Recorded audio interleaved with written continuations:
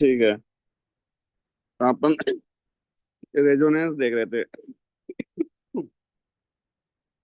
मैंने आपको बताया था कि रेजोनेंस का जो इम्पोर्टेंस है, आपने क्या देखा था, पावर डिसिपेशन मैक्सिमम होता था, आई मैक्सिमम होता था, यस और नो। और ये कैसे बिहेव करता था पोटेंशियल एम्पलीफायर के तौर में, ये बता दिया था ना, एक एग्जांपल भी ले लिया था, जिसमें आपने देखा होगा कि इंडक्टर और कैपेसिटर के क्रॉस 4 टाइम्स पोटेंशियल बढ़ जाता था।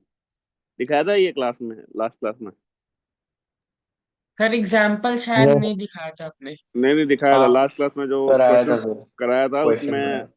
पोटेंशियल अक्रॉस इंडक्टर और कैपेसिटर 800 वोल्ट आ रहा था, ये सुनो। चार हाँ गुना हाँ हो हाँ सर, गया। कराया था कराया था। हाँ, तो फोर यस टाइम्स सर। बढ़ जा रहा था।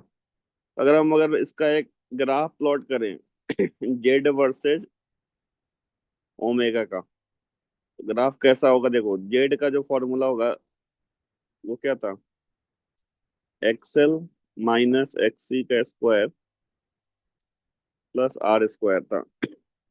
उसको अगर अपन ओमेगा के टर्म में देखें तो वो क्या बन जाएगा, ओमेगा एल माइनस 1/ओमेगा सी का स्क्वायर प्लस क्या आर स्क्वायर। तो आप यहाँ पे देख रहे हो कि जेड और ओमेगा में ग्राफ बनाए, जेड को वाई एक्सिस पे और ओमेगा को एक्स एक्सिस पे। तो कोई स्टैंडर्ड फंक्शन आ रहा है क्या? नहीं है ना कोई स्टैंडर्ड फंक्शन। तो यहाँ पे वैल्यू पुट करके बनानी पड़ेगी। पैराबोला, इलिप्टिकल, हाइपरबोला, ऐसा कोई इक्वेशन बन रहा है क्या? नहीं बन रहा। तो नहीं जब सर। आप हाँ, जब आप ओमेगा को वेरी कराओगे डिफरेंट डिफरेंट पॉइंट्स पे और इसका ग्राफ प्लॉट करोगे तो इस तरीके का कुछ ग्राफ आता है जो मैं ड्रॉ कर रहा हूँ, जेड वर्सेस ओमेगा का। हमें पता है कि एक ऐसा ओमेगा होगा जहाँ पे जेड मिनिमम होगा, होगा ना। तो इस तरीके का कोई ग्राफ आता है, ये जरूरी नहीं है कि पैराबोलिक है, ये जस्ट वैल्यू पुट करके हमने बनाई है सिमेट्रिकल। तो ये वाले जो ओमेगा है, जिस ओमेगा पे जेड मिनिमम हो रहा है, जेड मिनिमम हो रहा है, इस ओमेगा को क्या बोलते हैं?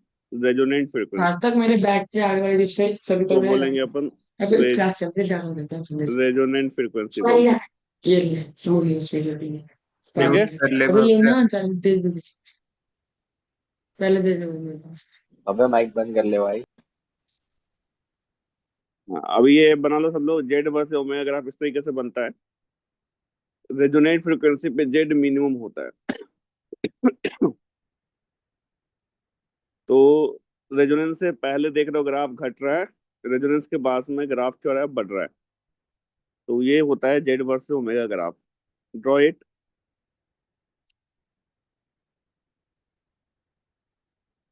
और ये लिख लो, फिर मैं आगे बताता हूँ।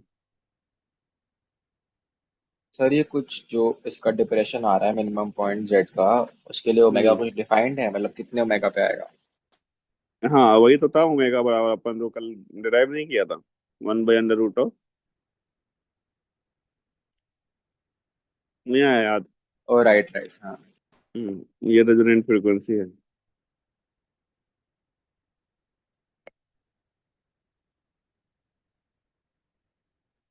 ठीक है। तो जेड घटता जाता है, रेजोनेंस पे मिनिमम होता है, फिर ये इंक्रीज हो जाता है।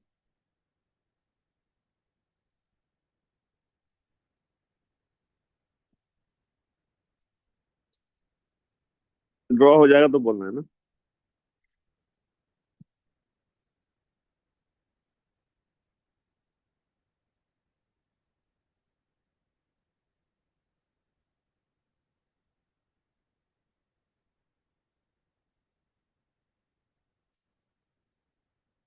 सिमिलरली अगर आप करंट वर्सेस जेड का ग्राफ बनाओगे तो कैसा बनना चाहिए बताओ?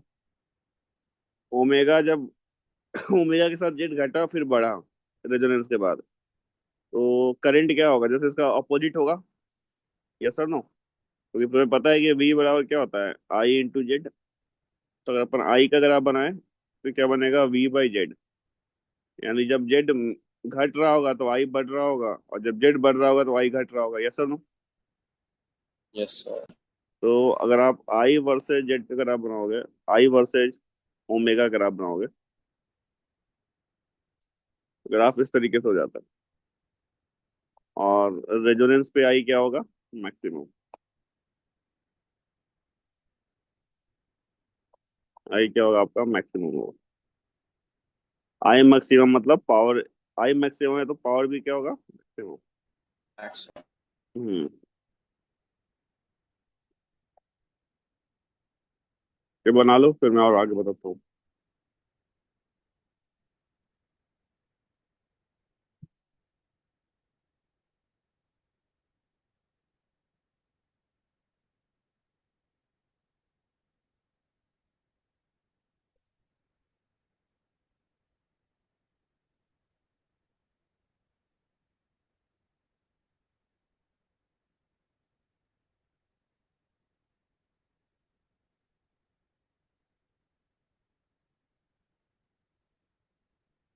हम्म।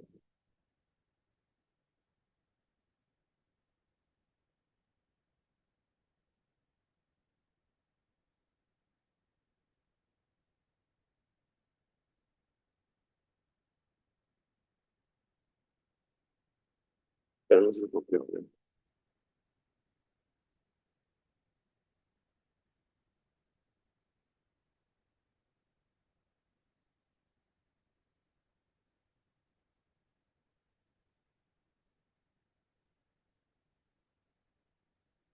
चार्जर दे। ये चार्ज बंद हो गया, चार्जर दे।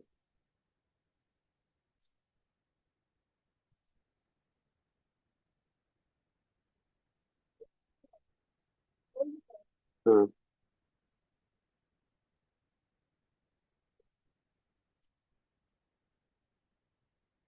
क्या होगा?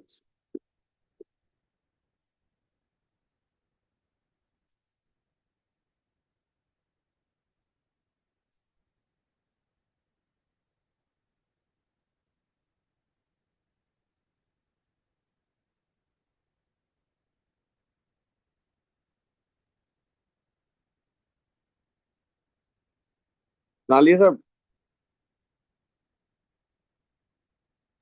सर 1 मिनट दे दो बस। हम्म।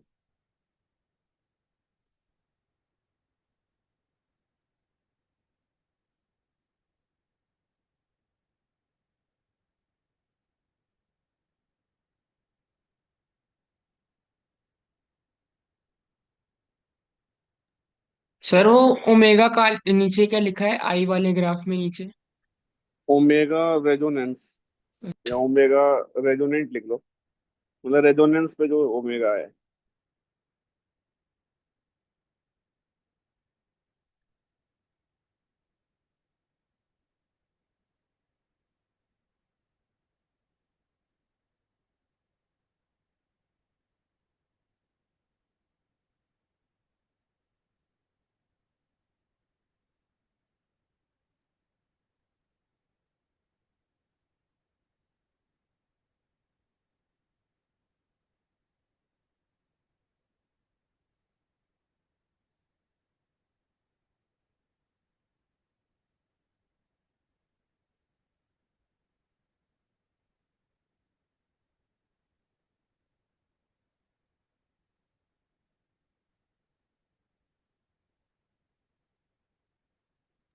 हो गया सर। ठीक है।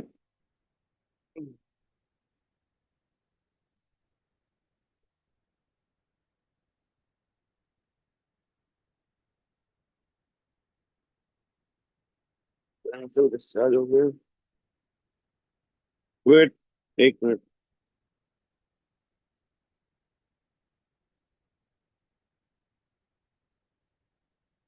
हम्म।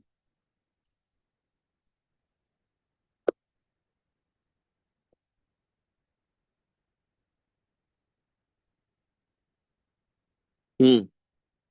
अब यहाँ पे नेक्स्ट लिखो शार्पनेस ऑफ रेजोनेंस। तो हटा के नेक्स्ट पे जाएगा क्या? नहीं जा रहा है।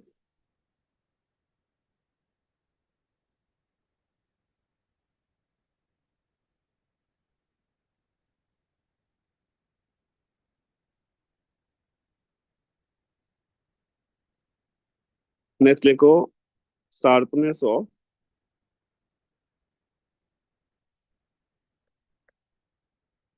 रेजोनेंस। अब इसमें क्या हो रहा है? इधर देखिए। तो हमने क्या देखा, आई वर्सेस जेड का ग्राफ देख रहे हैं। तो ये हुआ जहाँ पे ओमेगा रेजोनेंस, जहाँ पे पावर मैक्सिमम होता था। तो भाई पावर मैक्सिमम का आधा करोगे तो आई का क्या होगा, आई मैक्स का रूट 2 हो जाएगा। पावर का आधा मतलब आई का रूट 2 टाइम्स। तो इसके करस्पॉन्डिंग दो फ्रीक्वेंसी मिलती है, एक ये वाली, एक ये वाली। दिख रहा है क्या ग्राफ में?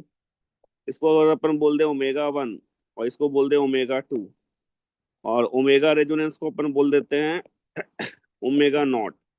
ओके। ओमेगा 1 किसके बराबर होगा? Omega 0 plus delta omega. और ओमेगा 2 किसके बराबर होगा? Omega 0 minus delta omega. समझ में आ रही है मेरी बात? तो ये जो ये ओमेगा 1 माइनस ओमेगा 2 है, ये किसके बराबर होगा? Omega 0 plus delta omega minus omega 0 minus delta omega. यानी कितना हो गया ये? 2 डेल्टा ओमेगा 0 हो गया। हाँ, टू सर डेल्टा ओमेगा हो जाएगा नहीं? तो ये जो 2 डेल्टा ओमेगा है, इसको बोलते हैं बैंडविड्थ। क्या बोलते हैं? बैंडविड्थ। लिखो इसको जल्दी से। हाँ, कुछ पूछ रहे थे, बताओ। कुछ पूछ रहे थे क्या? इसको बोलते हैं बैंडविड्थ।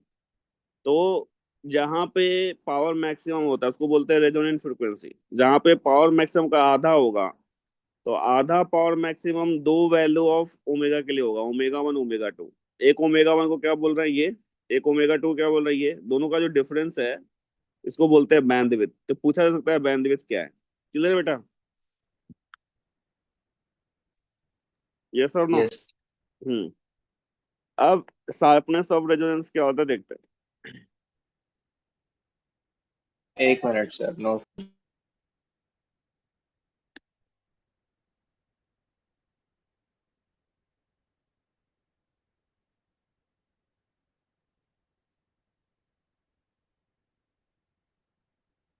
लिख लो, हो जाएगा तो बोलो। सर डेल्टा ओमेगा को कहते हैं बैंडविड्थ या 2 डेल्टा ओमेगा को? 2 डेल्टा ओमेगा को।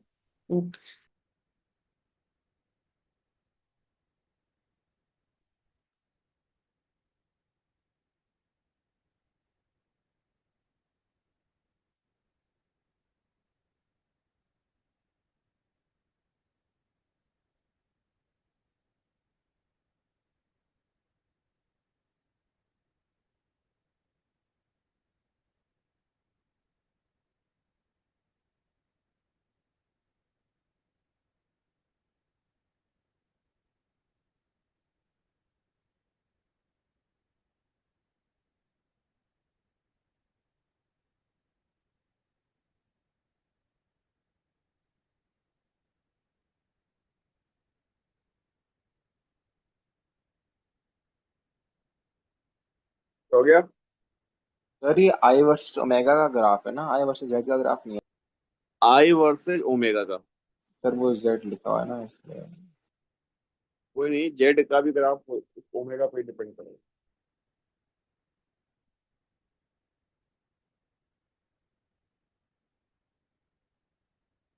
ये बताया था ना इधर, जेड वर्सेज ओमेगा का ग्राफ।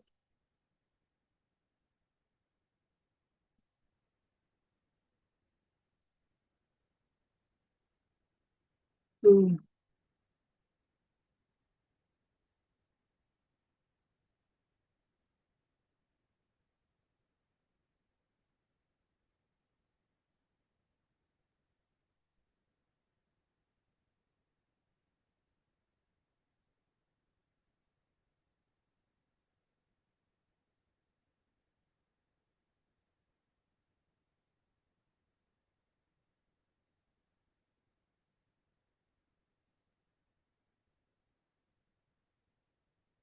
हो जाएगा बोलना। यस।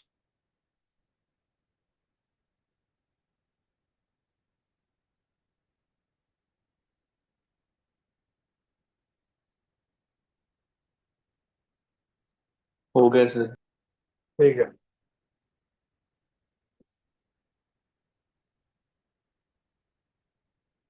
पेंसिल को क्या होगा?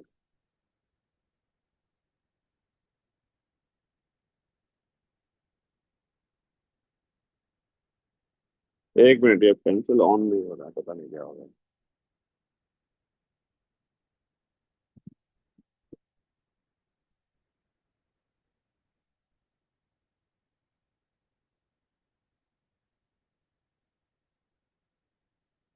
वेट अ मिनट, थोड़ा सा।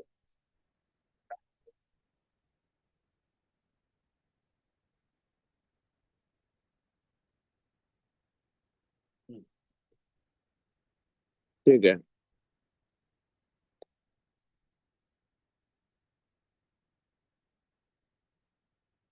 ठीक है, तो आप यहाँ पे देखो कि अगर मैं ग्राफ ऐसे प्लॉट करूं, दो तीन, आई वर्सेज ओमेगा का, एक ग्राफ ये वाला है, एक ग्राफ अगर मैं बनाऊं तो इस तरीके से आ रहा है, और एक ग्राफ बनाऊं तो इस तरीके से आ रहा है। तो साफ साफ दिख रहा है कि किसमें ज्यादा शार्पर है रेजोनेंस, इसमें इसमें या इसमें, लास्ट वाले में। यस।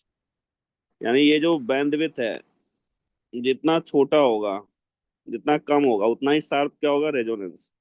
तो मैं बोल सकता हूँ जो रेजोनेंस है वो इनवर्सली प्रोपोर्शनल किसके है, बैंडविड्थ के, है कि नहीं। तो जो ये एक टर्म डिफाइन करते हैं अपन, शार्पनेस ऑफ रेजोनेंस, या इसको बोलते हैं क्वालिटी फैक्टर, क्वालिटी फैक्टर, या इसको बोल सकते हो आप शार्पनेस ऑफ रेजोनेंस।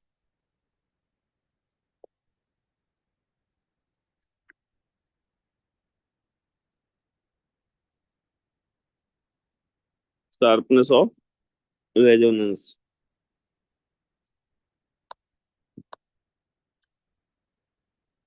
इसको ऐसे डिफाइन करते हैं, रेजोनेंट फ्रीक्वेंसी अपॉन बैंडविड्थ। ठीक है, और इसकी वैल्यू आती है, सॉल्व करके डिराइव करके करोगे आपको सीधे रिजल्ट याद रखना है, एक्सएल बाई आर की वैल्यू कितनी आती है, एक्सएल बाई, ये लिखा नहीं जा रहा है, इसकी वैल्यू होती है एक्सएल बाई आर।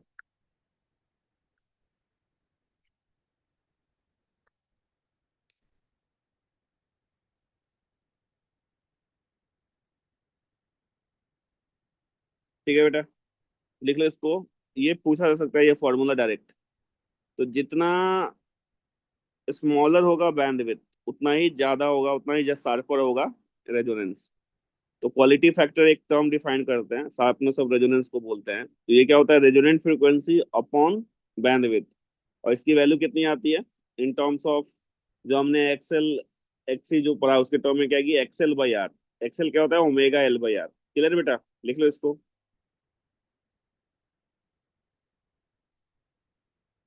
समझ में आ रहा है क्या बोला मैंने। यस।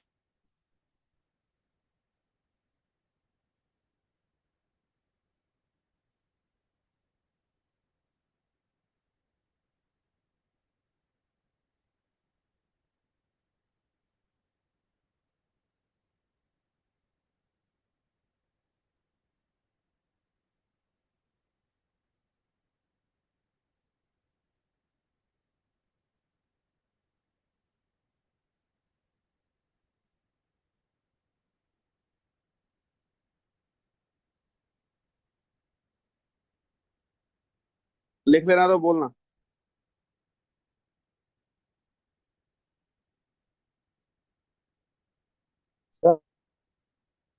डन।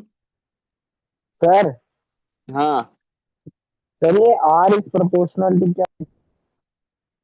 ये रेजोनेंस, रेजोनेंस जो होगा, शार्पनेस ऑफ रेजोनेंस जो होगा, वो इनवर्सली प्रोपोर्शनल होगा बैंडविड्थ के। R is the sharpness of resonance. ठीक है, क्लियर है। यस। ठीक है, लिख लो फिर आगे बढ़ते हैं।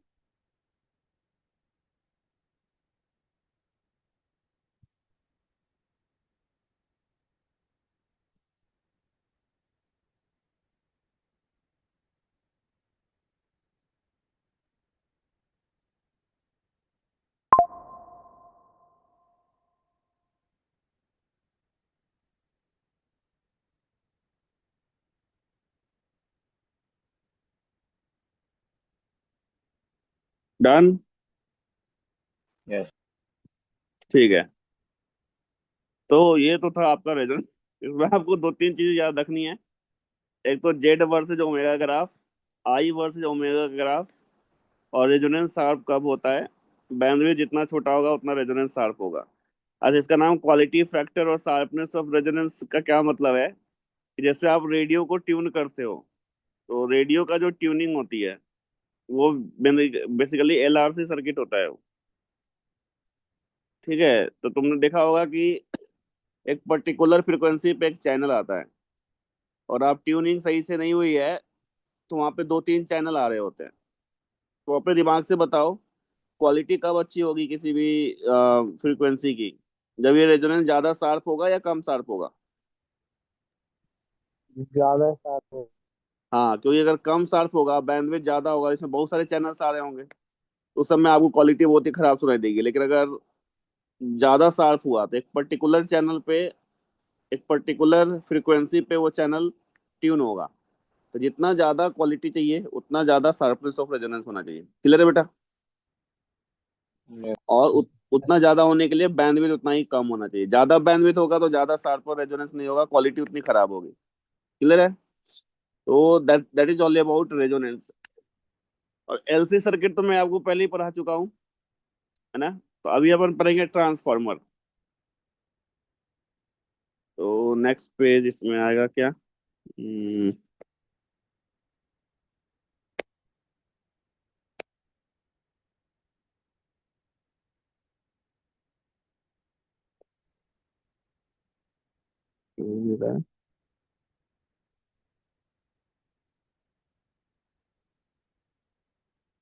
लिख लिया था ना सबने। Yes sir. Hmm, yes sir. तो नेक्स्ट टॉपिक लिखो ट्रांसफार्मर।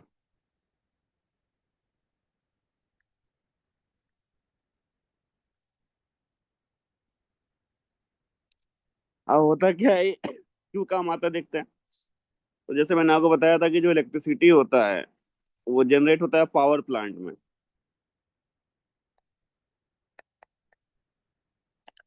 जैसे अगर अपन हाइडल पावर प्लांट की बात करें, तो वहां पे आपने बांध बना लिया, यहाँ से ओपन करा, यहाँ से वाटर आएगा, और ये किस पे गिरता था याद करो, टरबाइन पे।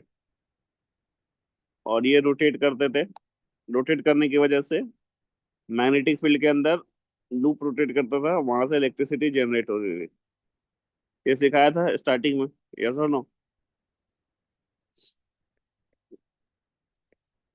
अब प्रॉब्लम क्या है कि जो इलेक्ट्रिसिटी जनरेट होती है वो थाउजेंड्स ऑफ मेगावाट्स में होती है।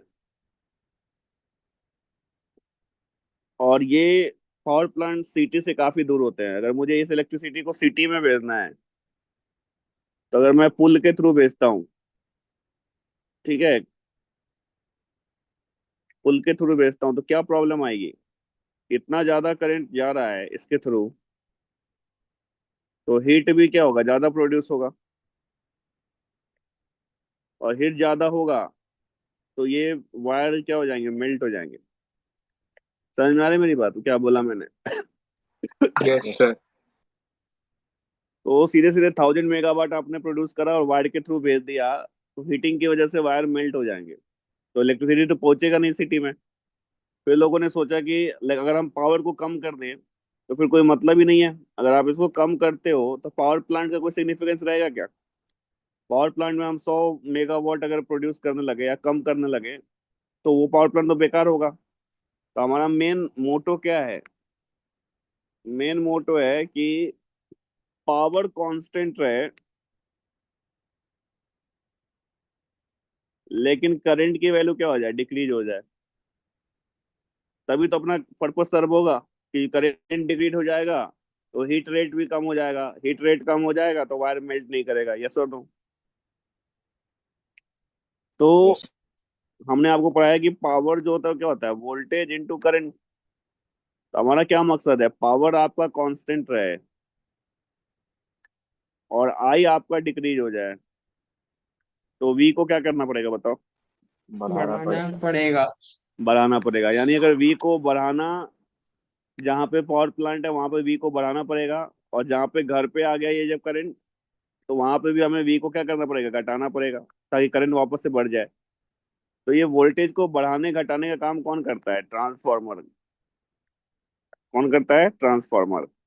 तो जहाँ पे पावर प्लांट है वहां पे स्टेप अप ट्रांसफार्मर यूज करते हैं, क्योंकि हमें वी को बढ़ाना है।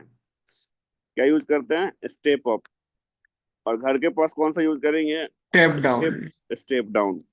ये कहानी लिख लो, फिर मैं ट्रांसफार्मर क्या होता है वो सिखाता हूँ। ये मेन पर्पस है ट्रांसफार्मर का, वोल्टेज को बढ़ाने घटाने का काम करता है। ओके,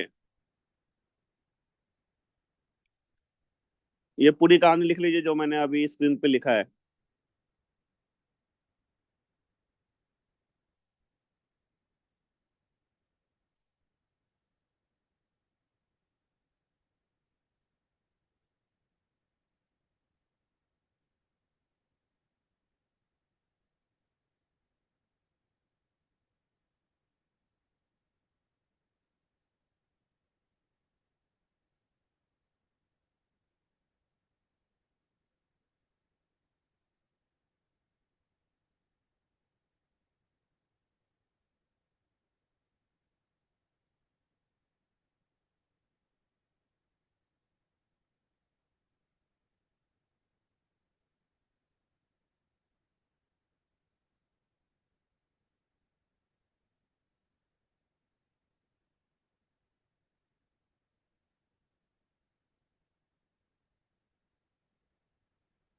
हो जाएगा तो बोलना।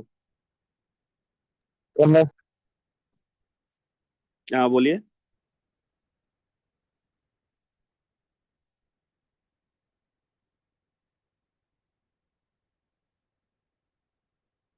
डन।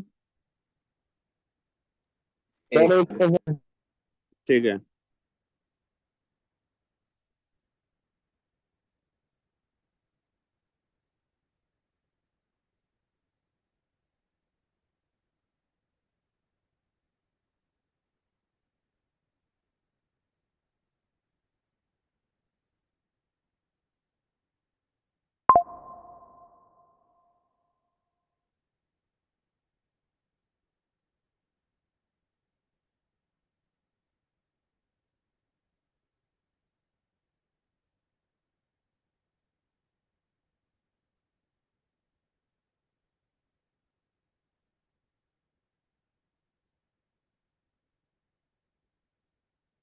और स्टेप अप होता है पावर प्लांट के पास यूज, और स्टेप डाउन होता है हमारे पास यूज। हाँ, घर के पास जो लगा होता है। सर जो स्टेप अप होता है वो वोल्टेज बढ़ाता है और स्टेप डाउन वोल्टेज घटाता है ना सर। क्या सर वो बोले। पूछ रहा है स्टेप अप बढ़ाता है और स्टेप डाउन घटाता है, ये पूछ हाँ रहे हाँ हाँ,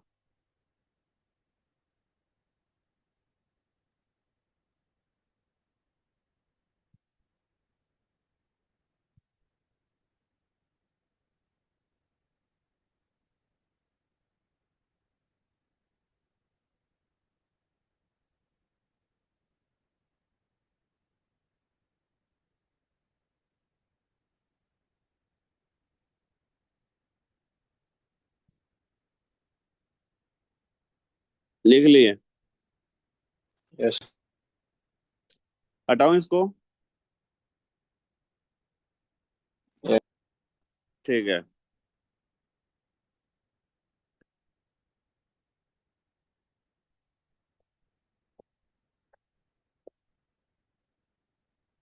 अब देखते हैं ट्रांसफार्मर का हमने क्या देखा काम। ट्रांसफार्मर का काम क्या होता है, वोल्टेज बढ़ाना और घटाना। ट्रांसफार्मर का काम क्या है, वोल्टेज बढ़ाना या वोल्टेज घटाना। ओके। अब इसका यूज कैसे करते हैं, तो एक कोड होता है ऐसे नौ, याद होगा मैग्नेटिक कोड हमने पढ़ा था पहले। याद है, ससेप्टिबिलिटी, पैरामैग्नेटिज्म, डायामैग्नेटिज्म, इसे पढ़ाया था। यस। Yes sir. हाँ, उन्हीं मटेरियल का एक कोड होता है। और इसमें क्या करते हैं, यहाँ पे वायर बाउंड होता है ऐसे।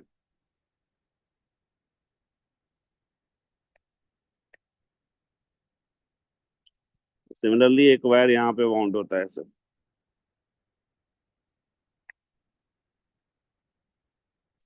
इसको प्राइमरी बोलते हैं, इसको सेकेंडरी बोलते हैं। ठीक है। अब यहाँ पे तुम्हारा पावर प्लांट है, तो पावर प्लांट में कौन सा करंट जनरेट होता है बताओ? एसी करंट है ना। AC। तो इसमें जो एसी करंट आएगा वो किस फॉर्म में होगा? आई बराबर I0 sine omega T.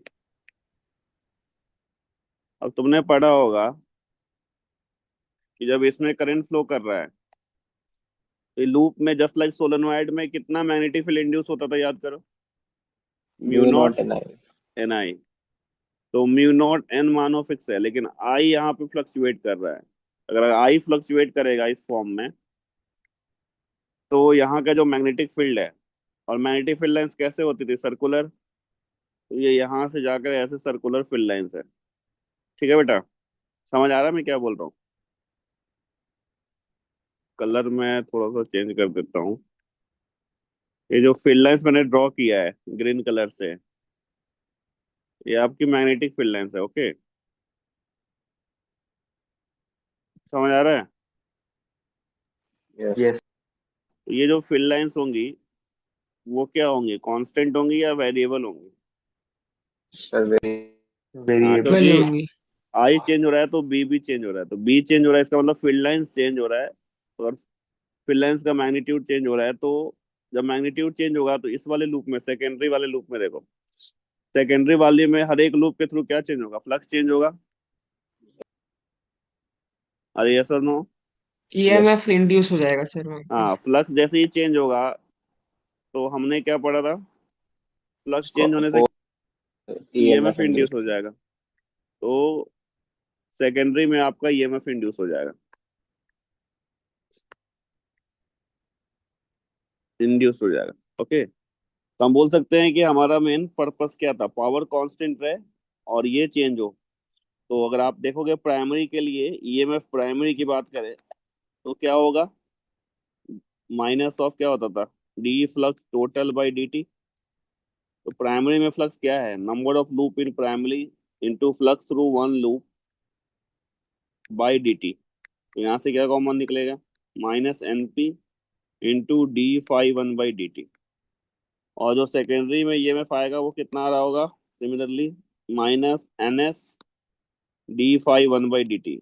Phi one दोनों में सेम होगा क्योंकि कोर का थिकनेस सेम है, एरिया सेम है। तो अगर मैं दोनों को डिवाइड कर दूं, E primary by E secondary, तो ये क्या मिलेगा तुम्हें? Number of loop in primary upon number of loop in secondary. तो आप यहाँ से देख रहे हो, ईएमएफ को बढ़ाने घटाने के लिए केवल नंबर ऑफ लूप को चेंज कर दो तो आपका घट बढ़ जाएगा। तो अगर हमें चाहिए कि प्राइमरी सेकेंडरी का वोल्टेज ज्यादा हो, हम चाहते हैं ईएस ग्रेटर हो प्राइमरी के कंपेयर में, तो हमें क्या करना पड़ेगा? एनएस को ग्रेटर करना पड़ेगा एनपी से। तो स्टेप अप में ये करते हैं, अगर हम चाहते हैं ईएस की वैल्यू कम हो तो एनएस को क्या करना पड़ेगा? Less than NP. समझ में आ रहा है मेरी बात? तो this is nothing but working of transformer. Clear है बेटा?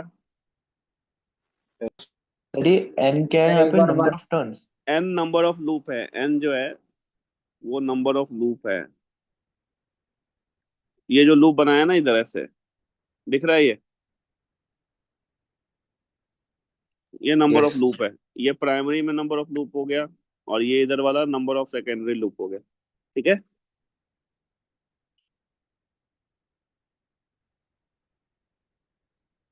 समझ में आया है? सर एक और बार। वापस बताओ लूप क्या है। हाँ सर, बस यहाँ जो वायर लपेटा है ना यहाँ पे, जो मैंने येलो कलर से बनाया एनपी, ये नंबर ऑफ लूप है प्राइमरी कॉइल में, है ना। और यहाँ पे जो लूप लपेटा है इसको बोलेंगे सेकेंडरी कॉइल। तो आप नंबर ऑफ लूप को चेंज करके वोल्टेज को बढ़ा घटा सकते हो। यानी हमारा जो स्टेप अप होता था उसमें क्या होता था? NS greater than NP. और स्टेप डाउन में क्या हो जाएगा? NS less than NP. ठीक है। Yes sir, sir. P P में भी फ्लक्स जनरेट होगा। क्या? सर अगर पी में ईएमएफ इंड्यूस होगा। क्यों नहीं होगा, फ्लक्स चेंज होगा तो। बट सर पी ही तो फील्ड चेंज अच्छा, करा रहा है तो पी। प्राइमरी की बात कर रहे हो। Yes sir. प्राइमरी में ये फ्लक्स में गया ना, फ्लक्स तो क्या होगा, फ्लक्स क्या होता है, म्यू नॉट एन आई।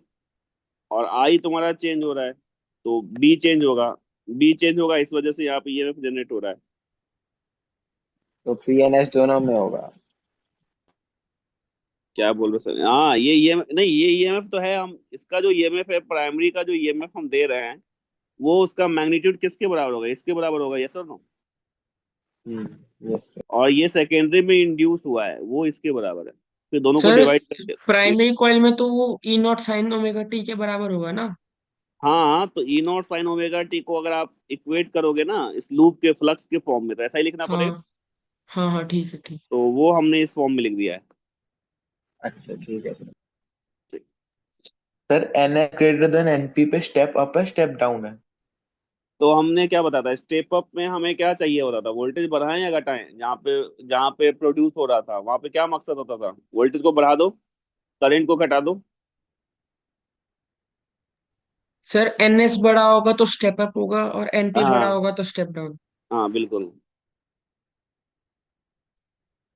किसको डाउट था बोलो, बताता हूँ। हो गया सर। ठीक है, तो अच्छे से लिख लो, इसमें यही दो चार सवाल आएंगे इसी कॉन्सेप्ट पे।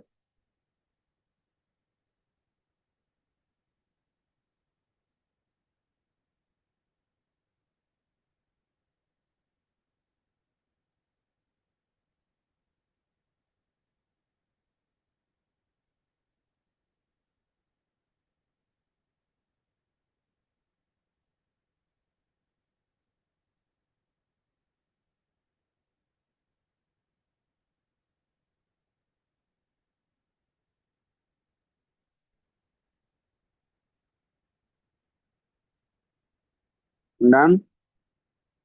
एक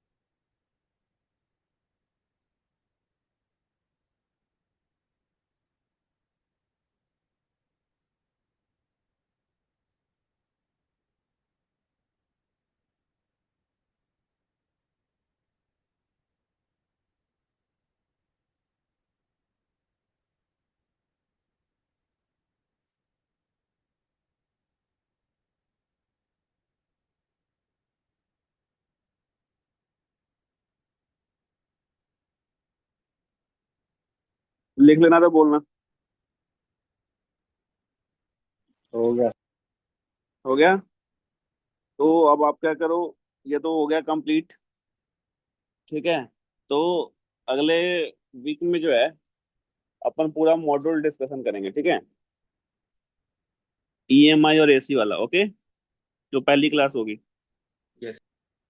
तो आप लोग कंप्लीट कर लेना। अभी मैं ये कुछ इरोडो के सवाल दे देता हूँ, आप वो करो।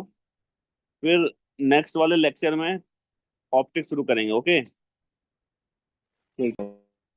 तो आप इरोडो सबके पास है, तो उसमें इलेक्ट्रिकल ऑसिलेशन के क्वेश्चंस निकालो। मैं बताता हूँ कहाँ से होगा। सर वेव ऑप्टिक्स या ज्योमेट्रिकल क्या स्टार्ट करेंगे? ज्योमेट्रिकल। ज्योमेट्रिकल के बाद वेव ऑप्टिक्स आता है, ठीक है। तो इलेक्ट्रिकल ऑसिलेशन के क्वेश्चंस, सबके पास तो बुक तो होगा ना। अब मेरे पास पुराना वाला इरोडो है, अब वहाँ पे पेज नंबर देख लेना, ये निकालो सर तुम। हाँ, हर्षित फोटो भेज देगा। तुम लोगों के पास नहीं है। सर सर आप ग्रुप पे भेज दो फोटो खींच के, हाँ तो क्वेश्चन। सर आप बता दो, हम फोटो भेज देंगे। ठीक है, चलो मैं भेज देता हूँ। नहीं सर, आप ठीक है, क्वेश्चन बता दो, हमें भेजेंगे ग्रुप पे फोटो। मैं ग्रुप पे भेज देता हूँ, ठीक है।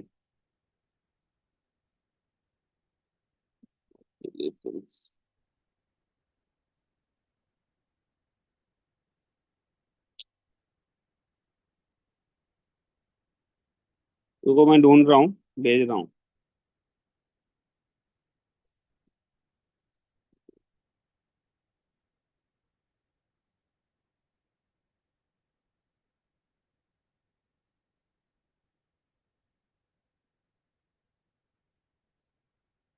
सर नई बुक में 167 टॉपिक है, मतलब 167 पर है टॉपिक, इलेक्ट्रिक ऑसिलेशन। वन कितना है? सर 167 पर है। एक मिनट को, इसमें दिया भी तो ठीक से नहीं है।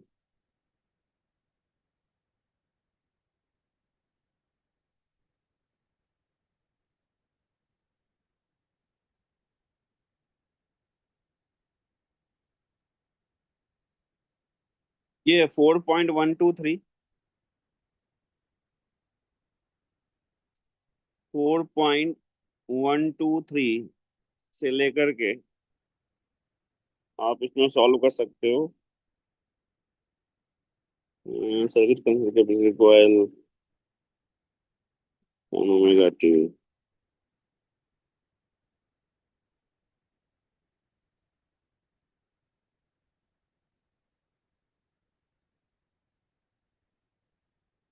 4.145, यहाँ तक ट्राई करोगे? यस और नो? सर ये सर दोनों पेज क्वेश्चन करना नंबर। है। 4.123 से 4.145, पेज नंबर 185 है।